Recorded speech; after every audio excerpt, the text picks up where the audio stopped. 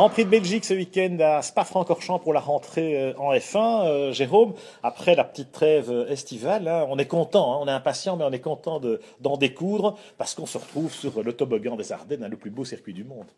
Ouais, exactement. Je pense que Spa est un circuit assez particulier. Tous les pilotes l'adorent, décuplent les sensations de plaisir au volant d'une Formule 1. Donc c'est génial. On a envie de monter dans la voiture parce que ça fait plus ou moins 4 semaines, 5 semaines qu'on n'est plus monté dedans. La dernière fois, c'était la Hongrie, après les vacances. Et donc tout le monde a hâte d'être dans le baquet.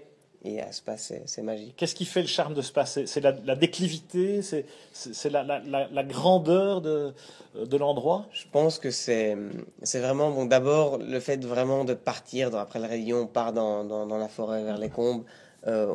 On est vraiment sur un circuit où c'est presque un petit peu, pas comme le vieux Nürburgring, mais on part un petit peu à l'aventure. C'est pas un circuit moderne On s'éloigne où on a l'impression de la d'être base. finalement quasiment sur un grand parking et on a aménagé une piste. Là, c'est vraiment pas le cas. C'est une ancienne piste, c'est assez magnifique. Puis il y a le relief, il y a cette descente Il y a le relief, vertigineuse. il y a chaque virage qui est unique.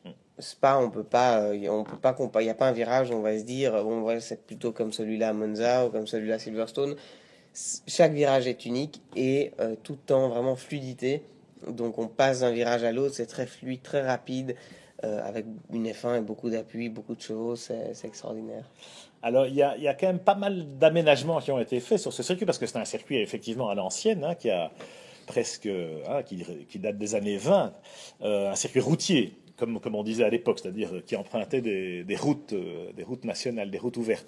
Ça n'est plus vrai, évidemment, et du coup, on a, par la force des choses, pour la sécurité, on a aménagé les bas-côtés, les zones de dégagement, et en aménageant ces zones, généralement maintenant en bitume, est-ce que on ne dit pas qu'on a un peu émasculé les beaux virages de Spa? Tout à fait, certainement. Je pense que après chaque pilote a son propre avis là-dessus, mais le raidillon, le double gauche ou blanchiment avec des bacs à gravier au lieu de l'asphalte, c'est que ça change l'approche du pilote.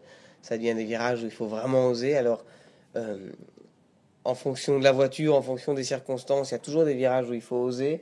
Mais c'est vrai que par exemple le double gauche, où c'est un virage, on se disait quand même, il ne faut pas rentrer en travers dans le bac à sable parce qu'on va partir en tonneau.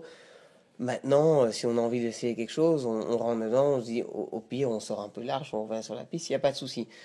Donc pour aller vite, il faut rester entre les deux lignes blanches et on prend le même plaisir. Mais c'est vrai que c'est un petit peu aseptisé le circuit. Mais bon, c'est la F1 moderne, c'est la course automobile moderne, il faut de la sécurité. Parfois c'est peut-être un peu trop, maintenant c'est comme ça. Alors en course, enfin en qualif aussi, commençons par là. Le circuit est très long, c'est 7 km. Il faut gérer le temps de la qualif. Le timing n'est pas le même que sur une autre piste.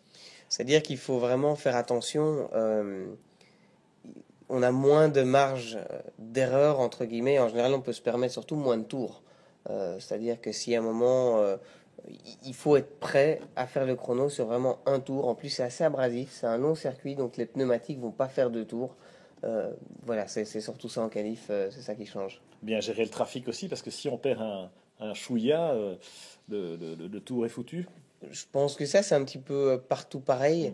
Mais c'est clair que le trafic est important parce que à la différence d'un autre circuit, on pourrait peut-être faire un deuxième tour, mais on pas, on peut peut-être pas le faire. Alors les réglages, il y a ces trois secteurs, hein. On sait qu'il y a deux secteurs très rapides, et puis il y a la partie plus technique de la descente. Est-ce que entre la qualif et la course, on peut régler les voitures différemment? Non, je pense pas. De toute façon, on peut pas changer les réglages entre la qualif et la course. Mais c'est surtout un choix aérodynamique. Est-ce qu'on va aller vers un aileron arrière qui va donner plus de vitesse et donc on va être vraiment rapide dans le premier et le troisième secteur, ou plus d'appui, plus rapide dans le deuxième secteur? On a vu certaines écuries faire des différents choix les années précédentes. Et il faut pas oublier qu'on a Spa. Donc il faut aussi compter la météo. Les écuries comptent ça aussi parce que parfois c'est peut-être un peu plus rapide d'être avec moins d'appui. Mais il suffit qu'il pleuve et du coup on a besoin de cet appui. Donc c'est un casse-tête chinois pour les ingénieurs. Mais très intéressant. Et Spa, c'est toujours des courses splendides. Oui, parce que aussi il y a cette atmosphère, hein, la tradition quelque part, on la ressent de façon un peu inconsciente presque, parce qu'on arrive là aussi sur un temple. Ça, mais je pense aussi que le circuit, les caractéristiques du circuit, la météo typiquement belge ou typiquement de Spa et ainsi de suite font que les stratégies différentes au niveau des appuis aérodynamiques aussi font que on a du Il spectacle. faut pouvoir improviser. Alors le public aussi, bon, quand tu cours là, tu cours à domicile, Jérôme, mais il y a aussi un public qui vient d'Allemagne, de Hollande, de France. Enfin, je veux dire, il y a une communauté. C'est un des circuits où on retrouve des spectateurs et des passionnés, quoi.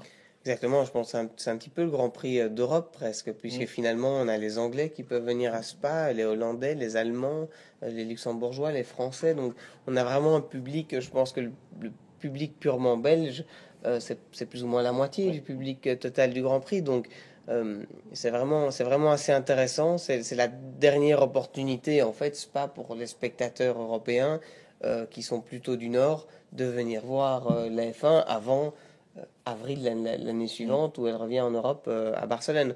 Donc c'est pour ça que c'est un Grand Prix assez avec une ambiance assez sympa. Eh bien, on est impatient d'y être à Spa-Francorchamps ce week-end.